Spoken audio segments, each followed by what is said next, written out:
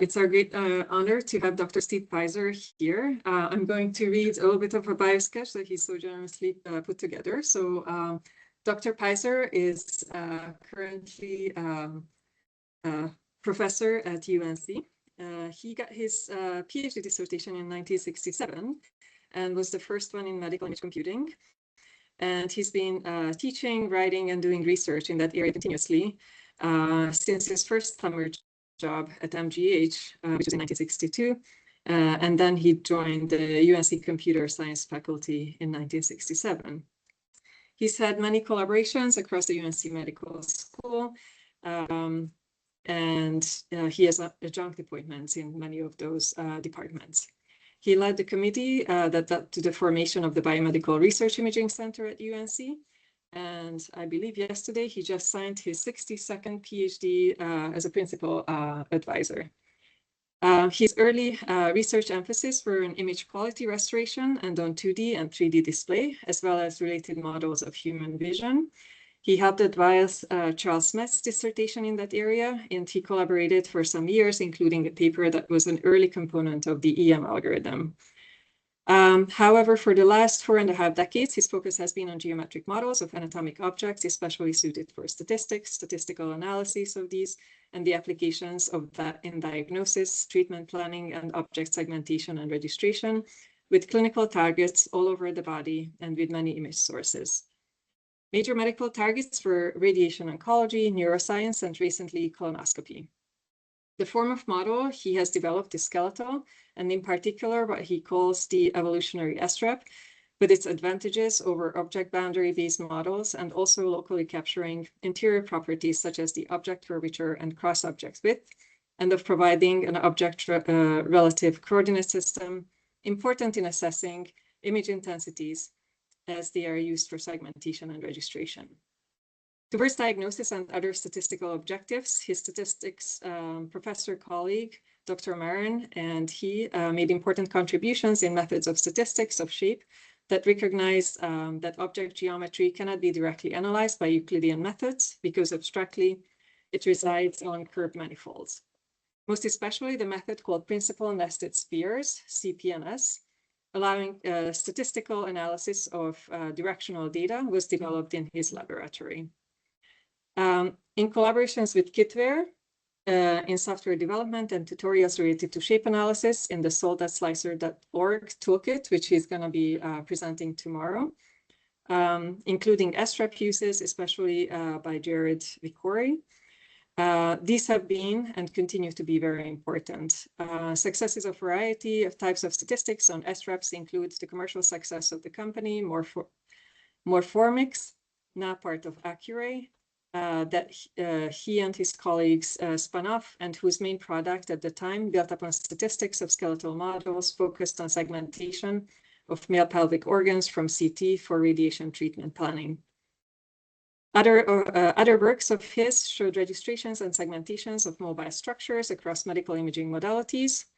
And his work over the last decade or so shows that their latest form of SREPs that evolved from ellipsoids or ellipsoid analysi, while according to rich geometric properties of the object, interior and boundary, yield notable improvements over boundary point distribution models and models based on smooth deformation of means for object representation and classification, hypothesis testing, and production of correspondence across the population of neuroatomic objects. So please welcome Dr. Pizer. A long story. It's nice to be back at MGH. As you can hear, I have MGH roots and longtime MGH connections. This building didn't exist back then in the 60s. But as I was on the main campus for my first summer job, my first introduction to medical image computing at the physics research lab at MGH main campus. And I did my PhD dissertation work in which was a restoration problem on nuclear medicine images there. The buildings that I had offices in have since been torn down and been replaced. I have had a long collaboration in radiation oncology and did so with the radiation oncology folks here. Their building is on the site where my office was, but it was torn down and put up a new building. And knowing my long connection with MGH, I was proud that they put me to give a talk like this in the Ether Dome. And that was a real honor. Anyway, I've had collaborations over the years, but I've never been here at the Martinos Center and anyway, and here in Charlestown. Anyway, I am here with a very specific purpose, and that is to get not you all to just know about this method for object representation, but to actually be able to, and hopefully to start using it. Okay, and so I'm giving 2 talks. Today, the talk is on this general method for representing shapes, anatomic shapes, and tomorrow is basically about the software, which in fact the shape analysis toolkit, which among other things allows you to do all the things I'm going to be telling you about. So there is real software to be used, and I hope you all will come to tomorrow's talk, especially because it turns out that some of the latest work by David Alemang, who's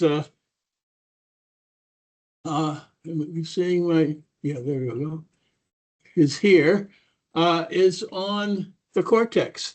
And an interesting way of representing the cortex that I think will be a competitor to free surface representation. We might very well provide some improvements. But I will mention it briefly in today's talk, but tomorrow's talk I will actually get to spend a little bit more time on that.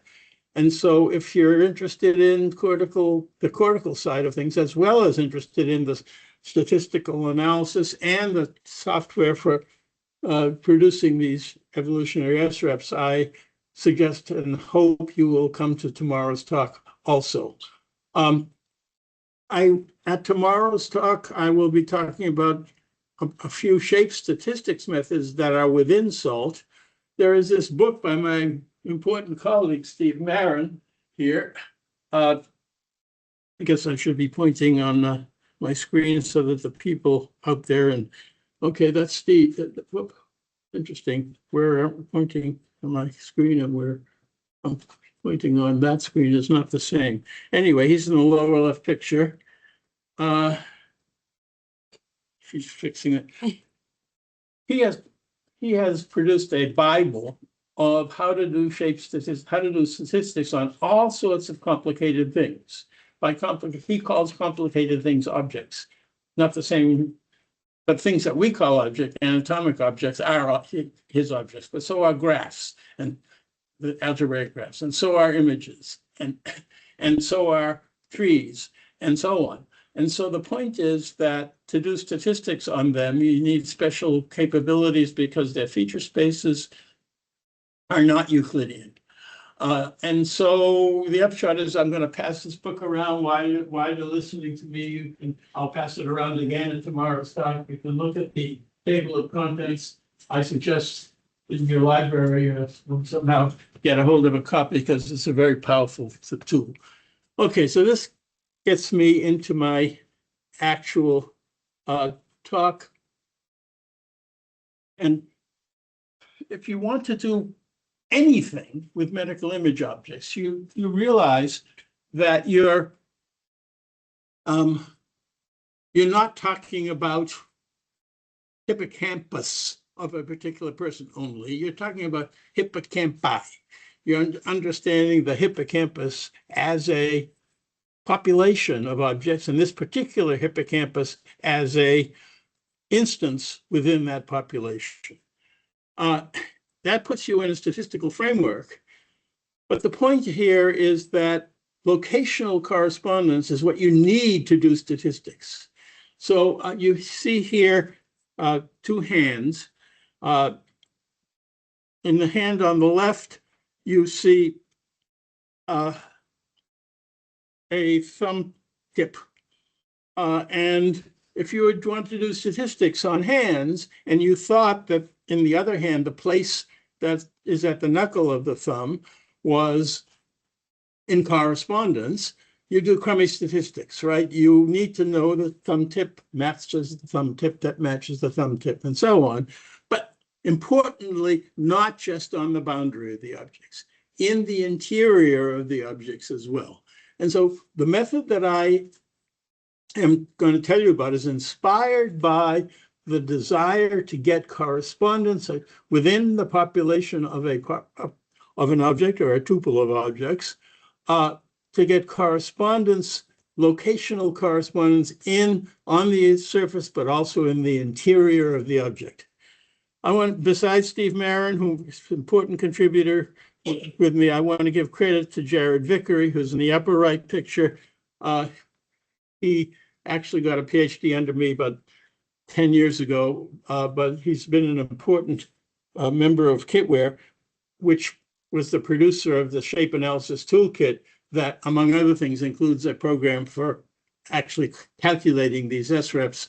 You can bring your laptop tomorrow. You can put it on your computer, and literally during the talk, if you want, if you bring a triangle mesh representation of some object, you can produce an SREP for it on the spot. Anyway, the point is that there are a lot of statistical operations that are important that you want to do. The first, the obvious one is in medicine is diagnosis, right? You have two classes, typically an ill class, just people with the disorder, and people without the disorder. And you, on the basis of some set of features, you'd like to be able to say this new instance is in which of the two classes it is in. And so this requires that the features that you derive from it have been understood in the shape space in such that the correspondence is there. And so to be more precise, look at these images on the lower right. Okay, so these are 4 cross-sections of 2D cross-sections of hippocampus that are more or less the cross-sections are more or less in correspondence. The main point here is that for this place on this hippocampus might be in correspondence with that place, that hippocampus, and that place, and this one, and that one, and this one. Moreover, maybe halfway along that place is in correspondence with some fraction of the way, say halfway along that place, halfway along.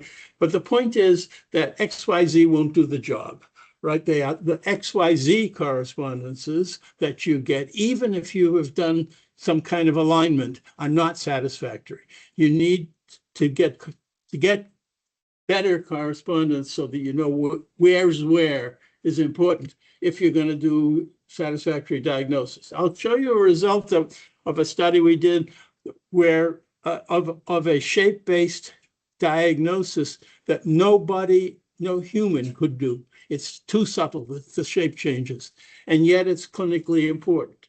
And so the point is, and moreover, neither could any method that I know of for representation. So people thought the LDDMM-based deformation-based descriptions was the best way to do it. And you'll see that it wasn't successful, and we were on this case.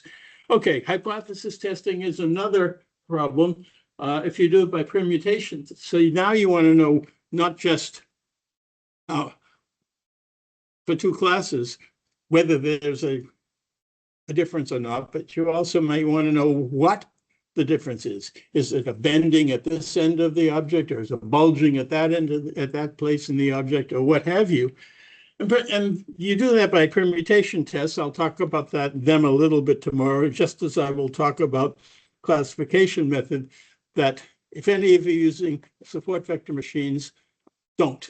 I will tell you a better way to do it that works better, but it's all your understanding will apply.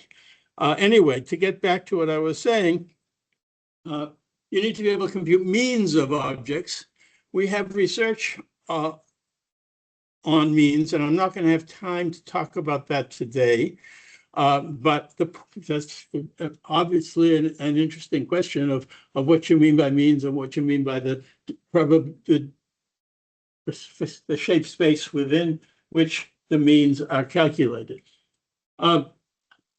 Again, locational correspondence is critical. Segmentation, think about what you need. You ask a radiologist what do they need to do segmentation? Well, they need to understand how the images look, and they need to understand the anatomy, right? And they need to understand the images in anatomically relevant coordinates, okay? In other words, correspondence, not XYZ. Okay, so this is just a big motivational slide saying we're going to be talking about that. I'm going to focus most of my talk on the hippocampus, but I will also be saying today some words and tomorrow more words on the cortex, the cerebral cortex. Okay, so I tell my doctoral students, you start every talk with tell them what you're going to tell them. So this is my tell them what I'm going to tell you slide. The first is what I've already said. That is to say, you need correspondence, and you need that not just on the boundary and in the interior of the object.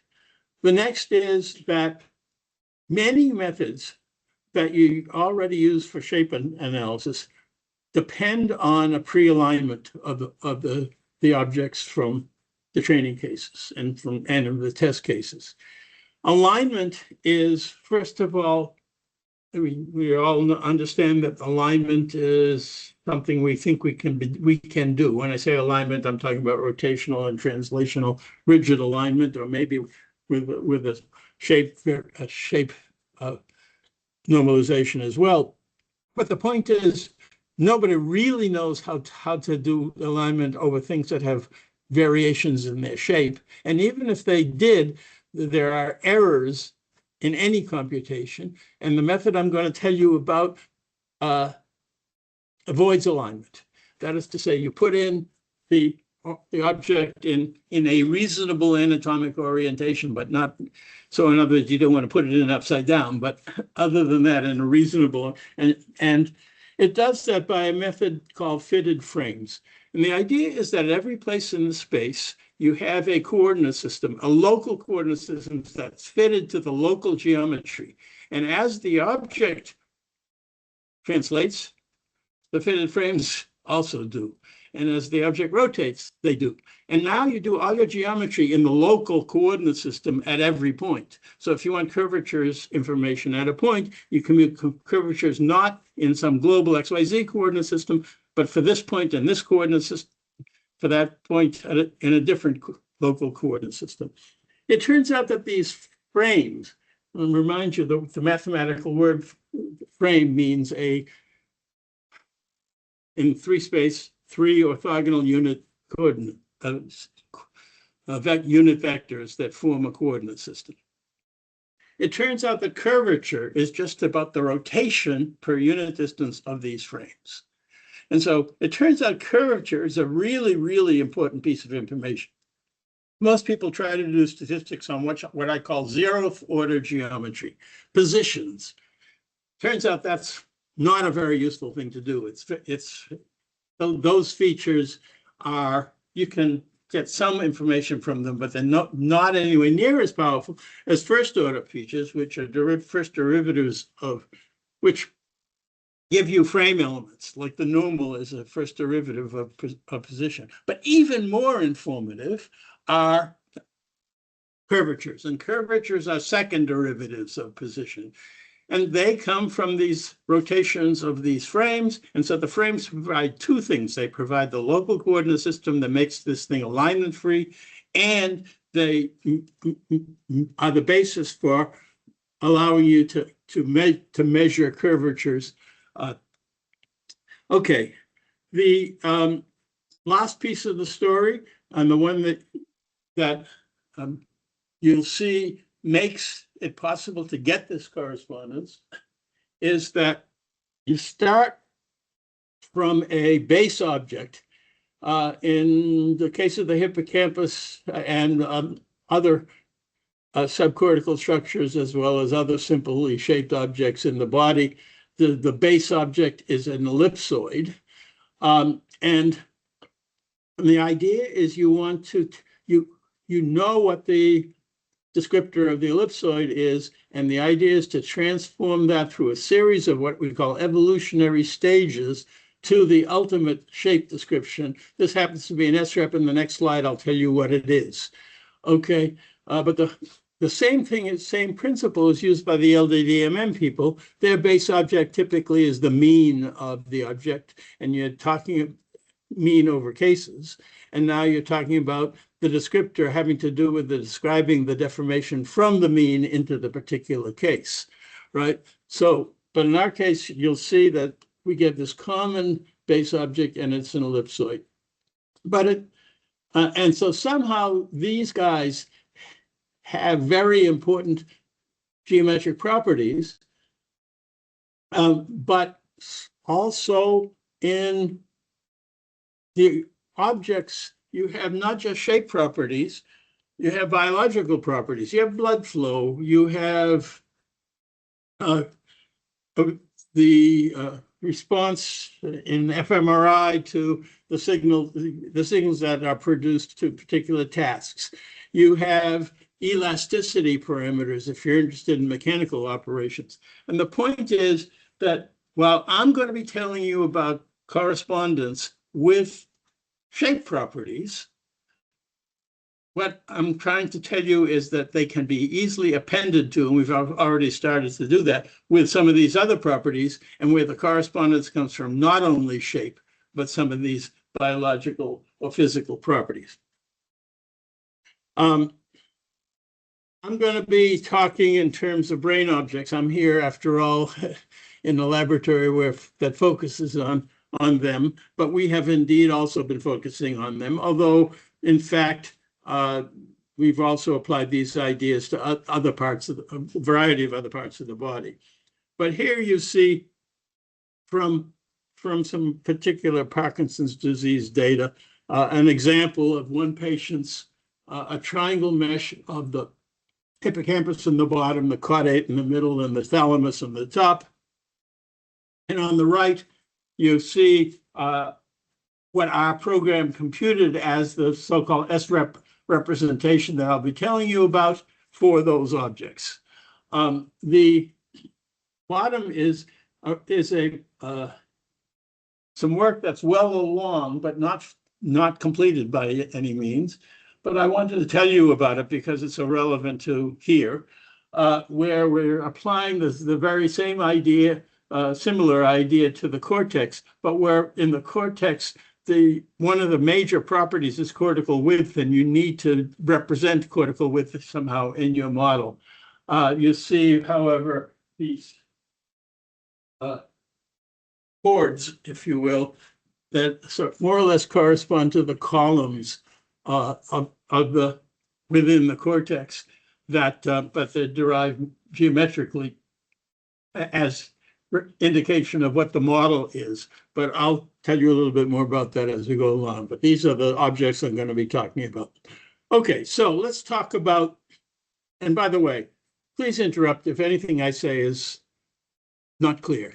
I'll be happy to take questions at the end of, substance questions. But if you have questions of not understanding what I'm saying, please break in. Okay. So let's look at the object, and the 2D object in the upper right. I think you would all agree that you might describe that thing as a curved thing with a bulge in the middle. Okay, how can we get that to be understood by features of that object? And the answer is it's very hard if you just look at the boundary. The boundary has convex parts, concave parts. To say there's a bulge, you need to understand the relationship of what happens on the top side to what happens on the bottom side. Much more understandable by what's called a skeleton. The first idea of using skeletons were produced by Harry Blum. it was a wonderful, bright idea that he sort of got wrong, because he understood the process of getting that to erode the boundary up into itself from both sides. And it turns out that the real breakthrough idea was to understand it as the major representer, and you want to dilate it into the boundary rather than erode from the boundary into it. But fine, you have some kind of a central structure. It's this dash thing, and I show it as two more or less parallel curves, but those curves are really on top of each other. I just can't show it and have you understand. Okay, so there's a top side and a bottom side, and you really can cycle around that thing from along the top and then fold over and then go back. And so when I say fold, I'm talking about fold, right? Okay, here I have a piece of paper, okay, and it has a top side and has a bottom side, and then I can fold it. And when I fold it, there are these places that are the fold curves where you go from the top across the fold curve and onto the bottom.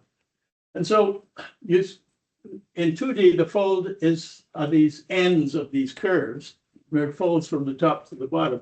But now notice, it's very clear that I have a curved object now, because I can look at the curvature of the center curve. Moreover, I had these vectors, we call them spokes, that go in an appropriate way from the skeleton out to the boundary, and in a way that the top side spoke and the bottom side spoke, coming from the same location, not the same place, one's on the top side, one's on the bottom side, but the same XYZ location, if you will, are about the same length, so that this is roughly central.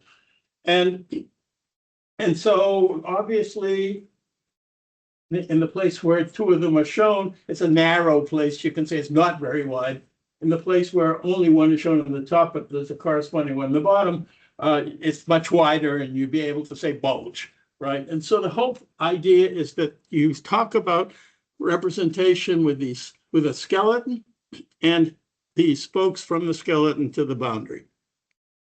Now, in 3D, so we now have a hippocampus. We have my hand. If I sort of have this side and that side of my hand, in between, I'm going to have a skeleton, and the skeleton itself is going to be a surface, but it's going to be a folded surface. And so what you're seeing here here over in the right is the top side of a surface in 3D, and this yellow thing is the fold curve that you're only seeing the top side, but there's a bottom side that it folds, that's underneath it, and it's represented discretely by a grid, and that thing has both on the top side places and the bottom side places.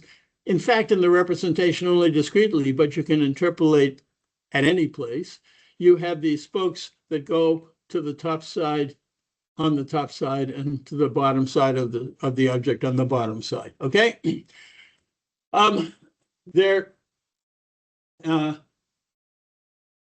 I show also a cutaway of a little block of a 3D cortex. And the main point here is that you also have these loci that go from the middle of a cortical width to each of the two sides. And so it's the very same idea. Yeah, question.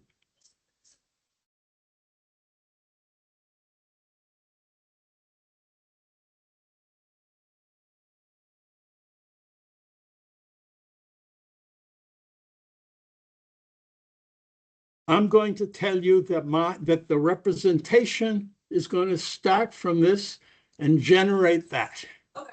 Well, it starts the surface. Computationally, it knows the surface, but the computation is to take one of these and to fit it into that, rather than to actually erode this into that. And so computationally, it's indeed started, but start from that, but the object boundary is not the thing that you make go into it. Okay, does that help answer your question? Good. Okay, so it turns out that this curved surface in space, also you can do a skeleton of it.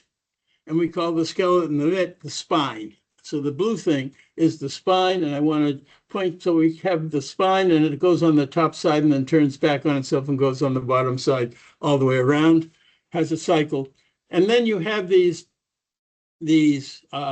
curves that go from the fold over to the spine and then back over to the other side of the fold, separated by a vertex on either side. And we call those veins. And I'm going to use these terms. The veins go across the skeleton, the spine goes along the skeleton, and the spokes go up to the boundary from the skeleton. Okay? Okay. So if you think about these veins on the top side and the bottom side and all the spokes from them, they provide a curved surface. And if you go from along the spine, this curved surface will sweep the interior of the object. And it turns out that some of the mathematics that Jim Damon, my very important but late colleague, mathematician, developed is based on a sweeping by planes that don't self-intersect within the object. They do self-intersect. I mean, one-to-one, not self-intersect. They don't, one and the next one have to intersect if they're not parallel, but that intersection has to be outside the object. But in any case, I'm going to be talking about sweeping a curvilinear surface or possibly a straight surface within this object. Okay, so we have this SREP thing, which is the skeleton, its spine, its spokes, its veins, and these cross sections. And the next part of the story is a really important one that Jim Damon and I jointly invented, and that is this notion of so-called radial distance. And radial distance is a fraction between 0 and 1 that says how far you are along a spoke from the skeleton. So 0% of the way says you're on the skeleton. 100% of the way says you're on the boundary. 50% of the way, you're halfway along each spoke. Notice some spokes are longer and some spokes are smaller. So it's not Euclidean distance along the spokes. It's fraction of the way along the spoke. But once you do that, it occurred to me that you now have onion skins that fill up the interior. So if you go in this cutaway of a hippocampus, you're at the skeleton, you're 0% of the way. If you move up to 25% of the way, you could have an infinite number of onion skins in between, but just as an example, 25%, you have another onion skin at level set 0.25 of the radial distance, another one at 50%, another one at 75%, another one at 100%. Right, so you have all these onion skins and they fill up the interior of the object, right? And as such, you can now do geometry in the interior because you can do geometry on the onion skins and on the relationships between one onion skin and the next one. And okay, so the onion skins are really important, and they provide the ability to have these fitted frames at every place, not just on the boundary, but in the interior of the object as well. Okay, so now correspondence. What's this business about correspondence? And the answer is that the correspondence is going to be produced by the evolutionary process that you apply to each object in the population. So the notion is if things are in some level of geometric commonality, kidneys look like kidneys, but they're not all the same. Hippocampi look like hippocampi, but they're not all the same. But if they're to be in some, then you want the evolution from this common fixed entity into the target entity in a way that seriously is committed to properties that will be in correspondence. Among them are these boundary properties. So if you look at my hand, yeah, you have the top side of my hand, the bottom side of my hand, you have the whole boundary. You obviously want to have the boundary of one hand and to be the next hand, or the of one hippocampus to the next to be in correspondence. No specific which point goes to which point. The fitting process will tell us that. The next thing is these crests. Essentially, the crests tell you where you go, how you get from the top side to the bottom side.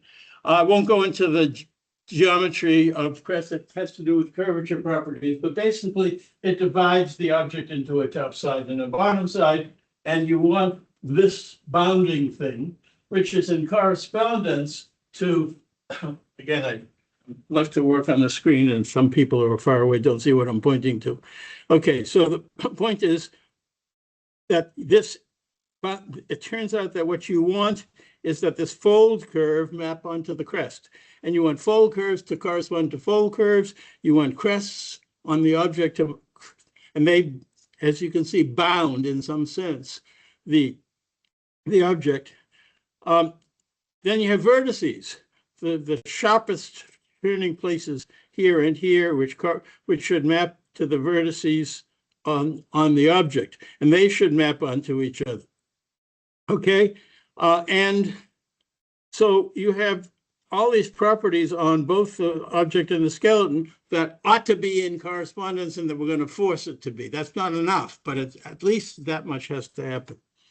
But there are also biological properties that you might want to map on. And I've used cortical width as an example. So you have different cortices on the presumption that some particular region of the cortex, some visual region or some auditory region or whatever, is in correspondence across us, but nevertheless in different positions. But you want auditory to map onto auditory and visual to map onto visual. You want those regions, and that may be captured by cortical width correspondence. And so then, okay, in that case, you want to have cortical width as part of the correspondence. And you will see how that works in David Allemang's work that actually I'm presenting for the very first time here, in public at least. Okay. But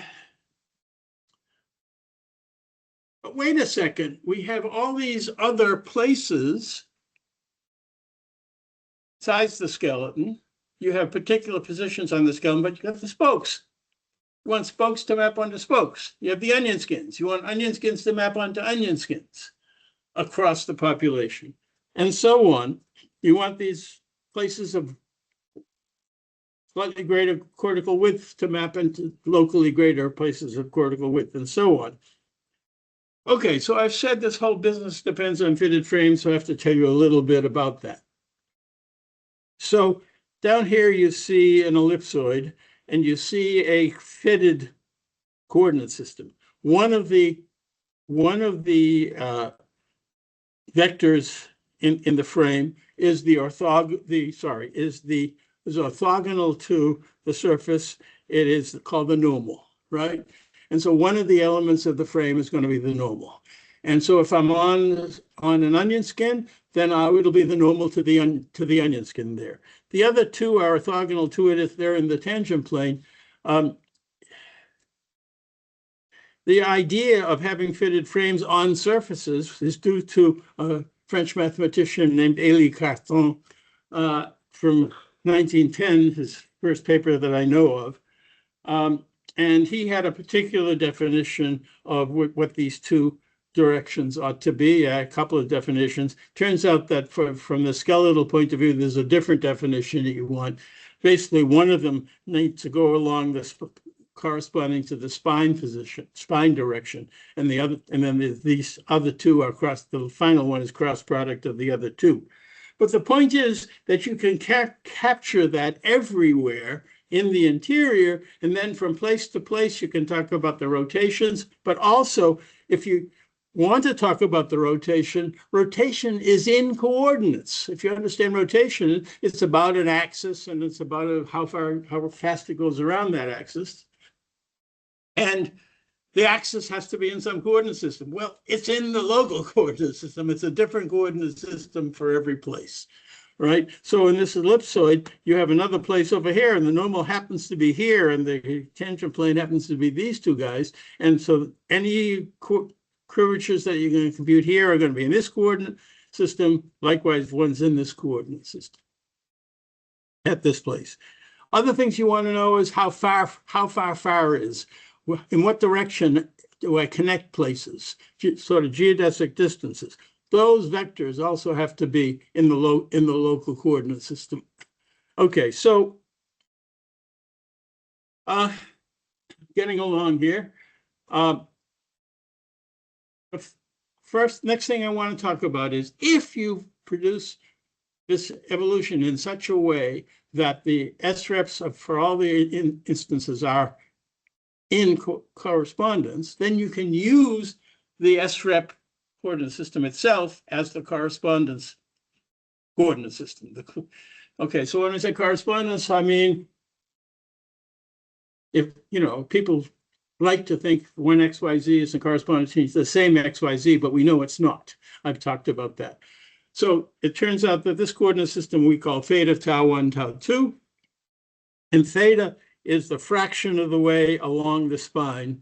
Actually, it's cyclic, so it goes 0 to 2 pi as you go around here. So that's one, it's sort of a fraction of the way along the length of the object. And that means that if the object uniformly lengthens, it doesn't change the coordinates, right? And likewise, you can talk about fraction of the way across the veins, and that is sort of a width coordinate, which can be uniformly changed and not change how the coordinate system changes. And likewise, you have this radial 2 tau sub 2, which is the radial distance that I talked about, the fraction of the way along the spokes. It also goes from 0 to 1.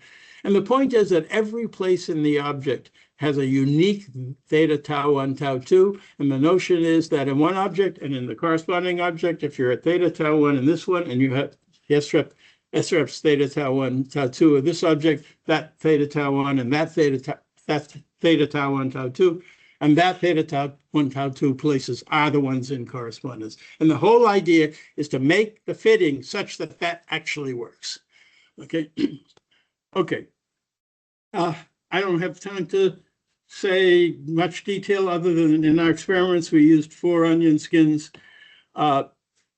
and we did the fitted frames, and from them we got features. What features? Well, basically 2 kinds, and I've talked to you about them at each place. Okay, you understand that there's a grid here, and the grid is broken up into onion skin, so it extends up to the top. There's a grid on each onion skin that corresponds. And at every one of those grid points, you have a fitted frame, and you can go along the vein direction or along the spine direction. Let's say you go along the spine direction, it rotates, and that gives you a rotation, which turns out to be a 3-tuple of angles, a rotation per unit distance, which is curvature. If you walk orthogonal to that, you get a different 3-tuple. And likewise, if you walk along the spoke, you get yet a different 3-tuple. So you get multiple curvatures in 3 directions. Likewise, from these adjacent grid points, you can have vectors that are essentially geodesics from one grid point to the next, and you want to know how distance works. And those vectors also are understood along the spine direction, along the vein direction, and along the spoke direction. In any case, these are the properties that we build into our feature space. You will see that for a hippocampus, we get something like 8,000 of them for this particular grid. Okay, there's a lot of features, a very high dimensional feature space. Okay, so I said, the whole idea is to keep the correspondence, and that has to do with the following idea. The idea is that you have an object. Here's a toy object. It's just a bent ellipsoid. But we have some sort of an operation that simplifies it and gets it to an ellipsoid. You'll see that for the cortex, it turns out to be an ellipsoidal annulus rather than an ellipsoid. But fine, for the hippocampus, it's an ellipsoid. When you get at the ellipsoid, you have mathematically known skeleton, okay? And so you can fit to that skeleton. Actually, each object gets to a different ellipsoid, but we have an SREP consistent way to go from an average ellipsoid to the particular ellipsoid. So that's not a problem. In any case, we have this so-called forward flow that simplifies and straightens and gets to an ellipsoid. Now we have the SREP here, and the whole deal is that as we do this backwards flow, this flow that goes from the base object and evolves through a series of stages, at every stage, the SREP in it has to be a good descriptor of what happened here in the forward flow. But as important, it has to have all these very, very large range of correspondences. So you need straight spokes to map onto straight spokes. You need onion skins to map onto onion skins. You need folds to map onto folds, and so on and so forth. So here, I'm not going to go through this list, but the main point is that there's a very, very large list of things that have to happen in this evolution that forces the correspondence to happen as you do the evolution. Here you see the idea for the cortex, just to give you an idea that you start off with a cortex with cortical widths. This is just a 2D mock-up to give you an idea. And the straightening is going to go into what I call an elliptical annulus. So it has a hole in the middle, and the cortical width is stuck here between the inside and the outside one. But instead of being fixed widths, the widths here reflect the widths here, right? So as the widths change along here, they change in a corresponding way along here. Okay, so this is the story at the moment. We start off with an object. Here's a real object. You do the simplification, it gets you to an ellipsoid. Here, same thing happens for this mandible. It happens for the hippocampi. Whoop, that says for the cortex. I just typed that. I mistyped. That should say cortex. Anyway, you can do the simplification while maintaining cortical widths. Okay, and that's what we do. So you get this forward flow to an ellipsoid. You fit that, and now you have an SREP. And now we're going to do the backward flow, and at each stage here, it has to map up to here, but it has to map from here to here or from here to here in a way, keeping these correspondences based on all these curvature properties and so on that I talked about.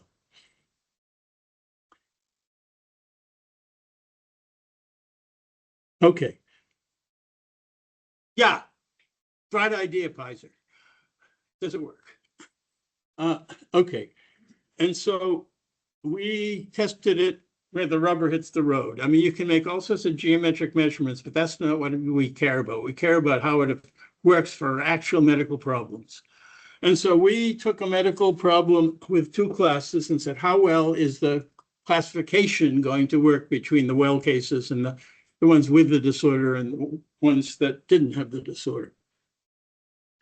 It turns out that you have, typically in medicine, number of features is way more than the number of training cases you have. So as I said, we had something like 8,000 features, and we had 170 something, 77 cases that we divided into two classes. I think it was 34 from one class, 143 from the other. And the point is that you can't get, from PCA thinking that you can't get ultimate features that cover more than one, less than the number of cases.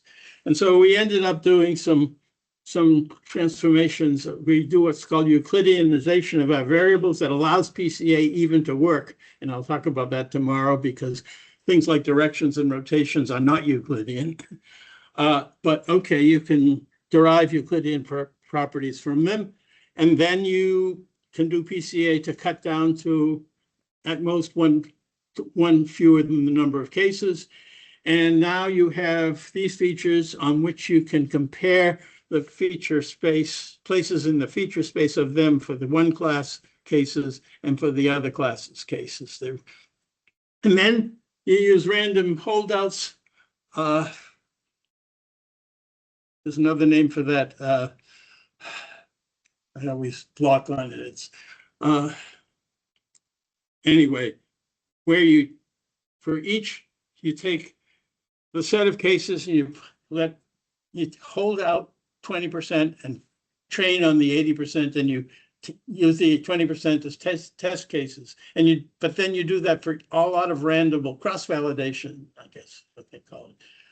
Anyway, but statisticians call it random holdouts. Anyway, fine. The point is that we use a very high quality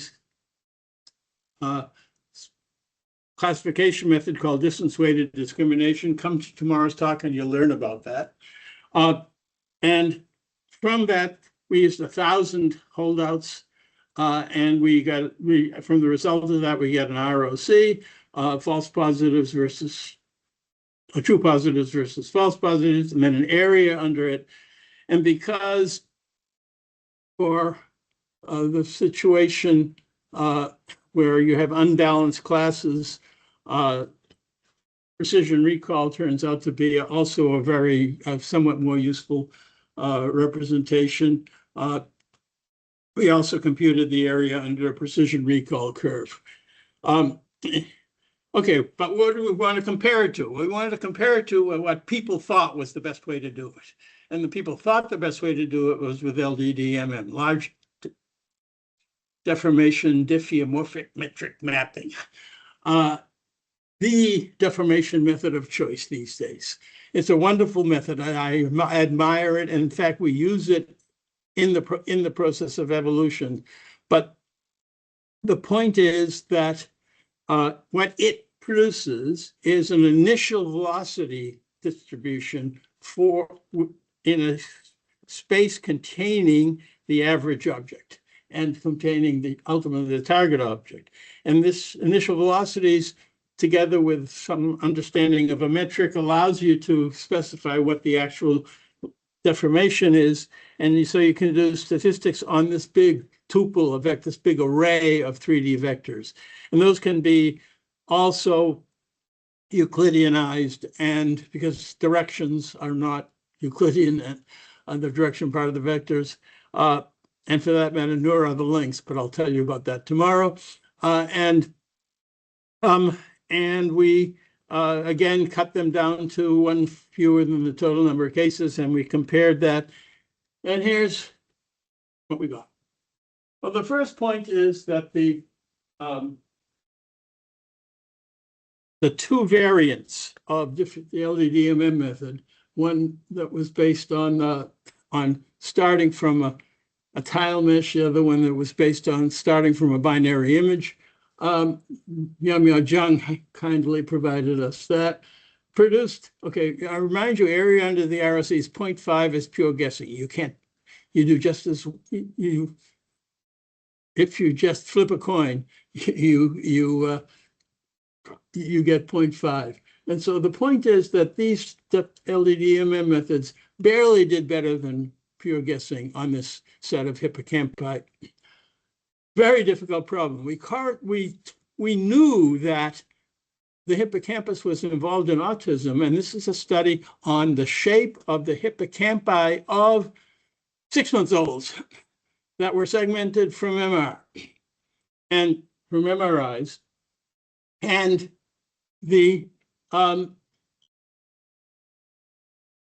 shapes, we know the hippocampus is somehow involved in autism, but the previous work has been done on the cortex, and we know the cortex can be very important in diagnosing shape, the likelihood of autism behavior appearing, say for a 4-year-old, on the basis of what you get as a 6-month-old, what you see as a 6-month-old. But now we said we're going to take a harder problem. Let's just look at the hippocampus by itself. It can be, if it's any good, it can be augmented to cortical information and allow you to do even better. And anyway, here we have, okay, the result. We get 0.73 as compared to less than 0.6 as the area under the ROC.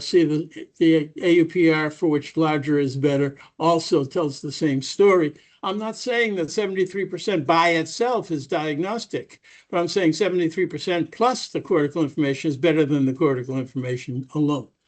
This last 0.6 just says how important is the evolution. The evolution depends on doing it in the sequence of steps that you get better, you get the commitment to correspondence. And if you try to do all the way in one step from the SREP, you don't do as well. Okay, the last few slides and I'll be done. Okay, so the first is that it turns out that people have been working on producing deep neural nets, because the present method on my laptop, this very laptop I'm talking from is a modern laptop. It takes about 20 minutes to do you put in a tri-mesh. You put it on some fancy desktop, it'll take 5 minutes rather than 20 minutes. But you'd like it to do it in 1 second or less. And to do that, you need to do it on a neural net. And people have been, the idea is you give it a bunch of triangle meshes and their corresponding SREPs, and then you train that transformation. Okay, it's been done, it's been reported in the literature. You can find one of them in a paper by Enzio Ferrante and his doctoral student, whose last name I don't know how to properly pronounce, I suppose, and Jared Vickery, who is my colleague. They worked together and produced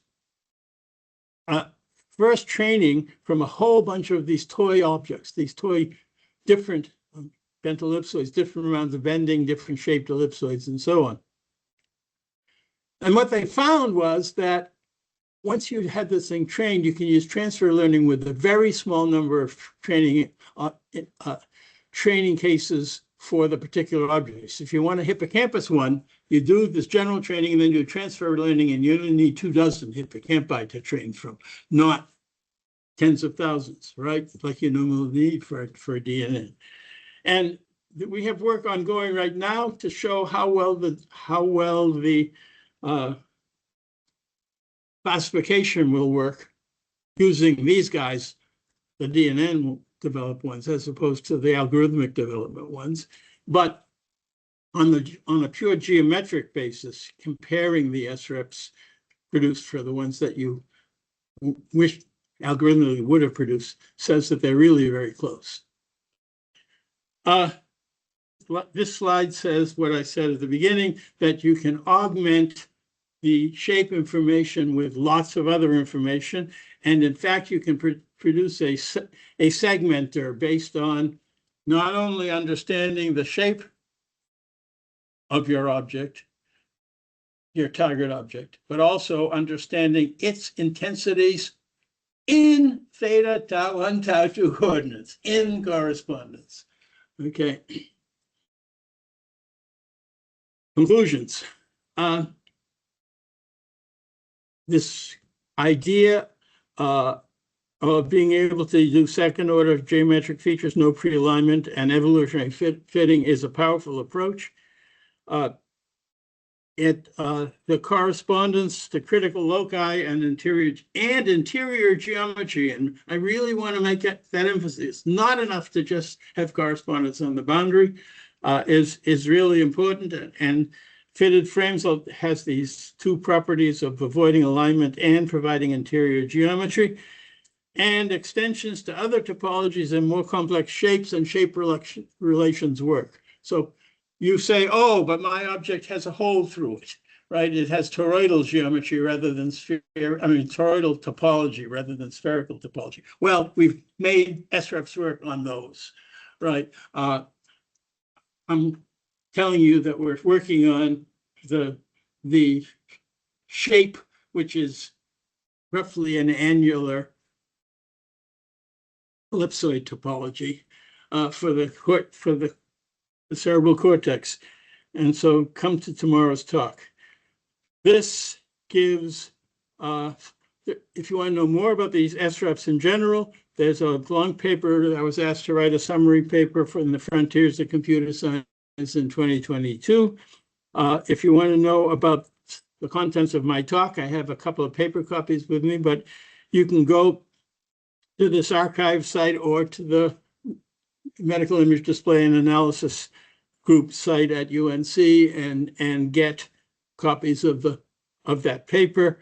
In general, swept-plane skeletal models and in this other archive place in work by my dissertation advisee, Mohsen Taheri. I want to give credit to a bunch of people who have worked on this project. The first three were students, and the last one, I miss him every day. Jim Damon, a mathematician that I worked very closely with, a singularity theorist of major note, like of his generation, he was considered the most important singularity theorist in the world, and a person who used singularity theory on geometry. Unfortunately, he died a couple of years ago. I would love to ask him questions tomorrow, but I can't. But he was a good friend as well, of course. I want to acknowledge a whole lot of people who on places that contributed in various ways. And what I'm going to talk about tomorrow is these programs for SREP fitting and other statistics of shape methods that are at salt.slicer.org. And what I want to tell you is come tomorrow, it's at 1 o'clock tomorrow in conference room A. And if you want to get the most out of it, bring your laptop and have it uploaded with on your particular operating system. It supports Linux and Mac and Windows. I didn't bring my salt brochures. I meant to, but I forgot to put them in my briefcase. So you'll have to deal with what's online. That's all. There's really good tutorials online with it. It's all Python code. It's all open source Python code. You can learn to use it. Okay, so I'm now done and happy to answer questions.